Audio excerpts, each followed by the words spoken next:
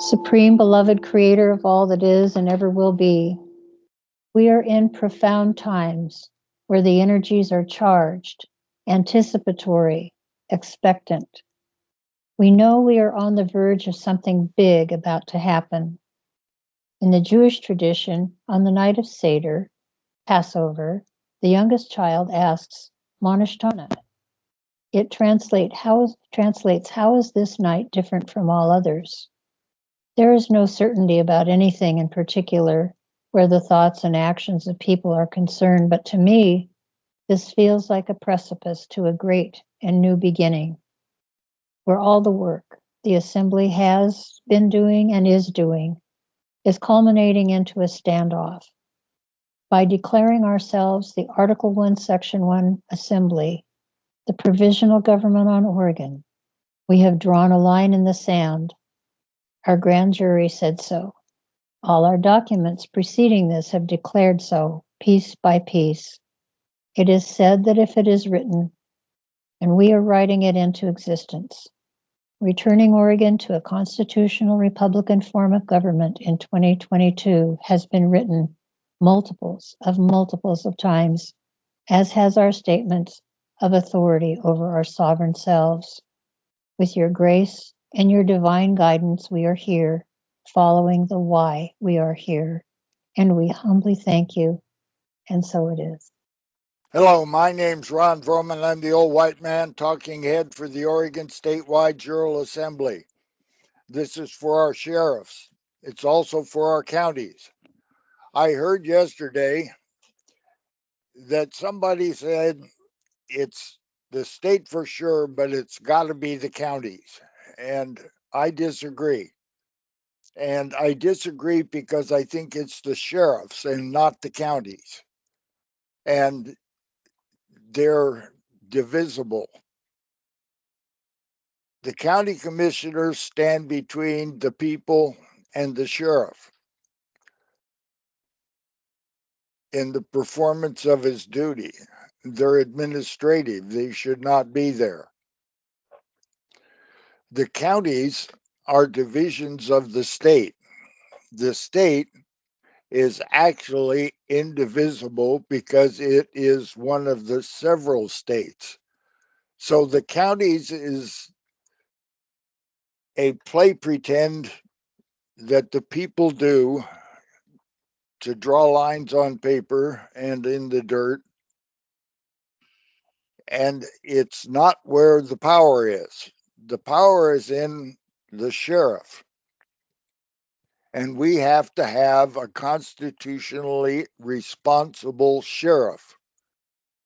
And I looked in Bouvier, looked up sheriff, looked up county, and sheriff is the executive of the county.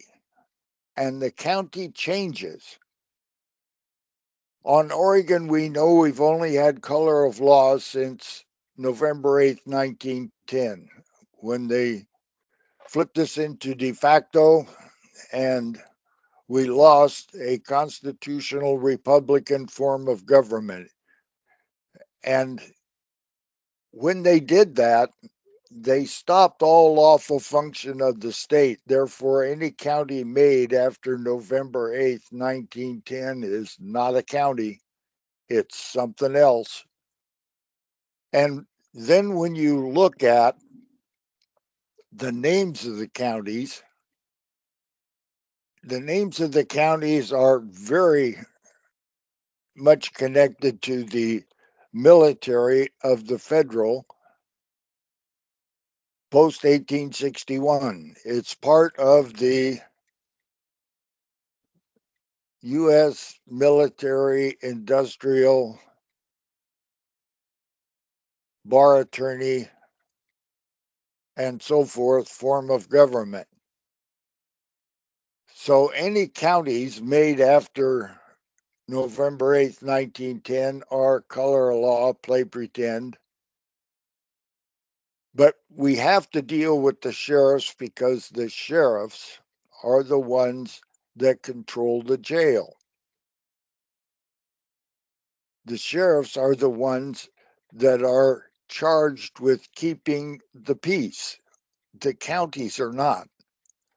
The counties are a subdivision of a political entity, and it's something we strive to have properly done.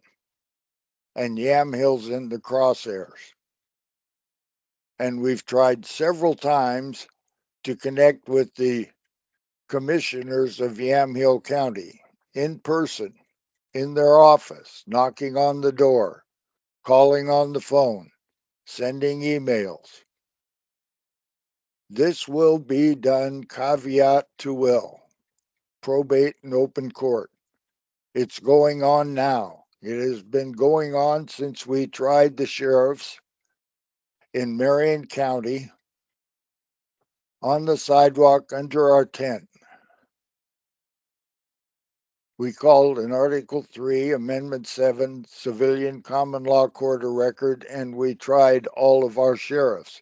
Not one of them had a proper oath, nor the ability to bond.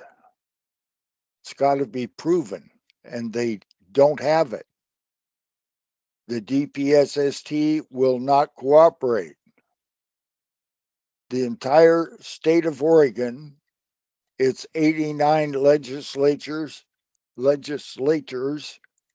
its entire judiciary, and the current governor and the last governor, both our senators and one House rep,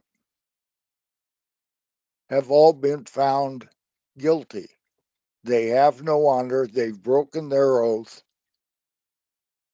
They cannot hold a position of trust. Now we're in the process of taking it straight to the sheriffs to solicit their proper oath. And we're doing it in common law. This hasn't been done. To my knowledge, the last common law case that a state was in was 1952 in Florida. The common law has not been practiced on Oregon for a really long time. In 1946, all of the attorneys that they could get together in the Attorneys' Treaty of 1946, you can look it up, they all got together and decided that they were going to have administrative law. They were going to have statutory law. They were not going to have common law anymore. And those that were going to do that were bar attorneys. And they have succeeded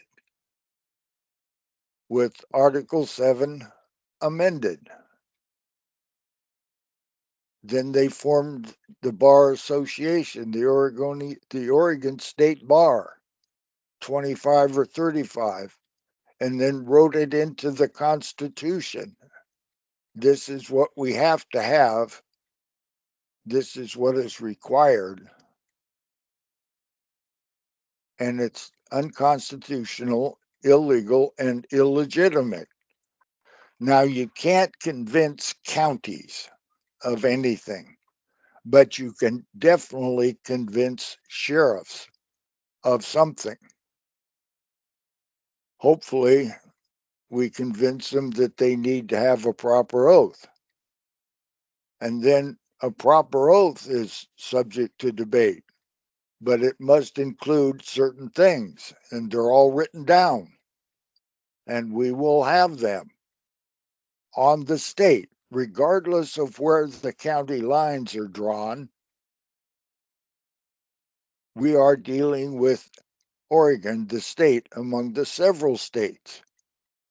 And we have sheriffs, allegedly 36. But when you count senators, you only get 30. And when you count jails, you don't get 36 jails. Some of the counties share a jail. But it says in the definitions of Bouvier that a sheriff controls a jail. I guess if he controls one and shares it with a couple of more sheriffs, he's still doing the job. But the deal is,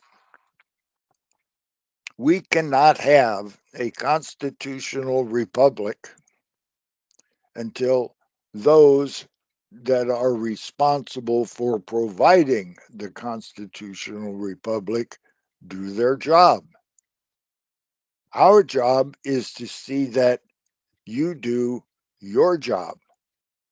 And we will remind you continuously, all day, every day, until you do your job.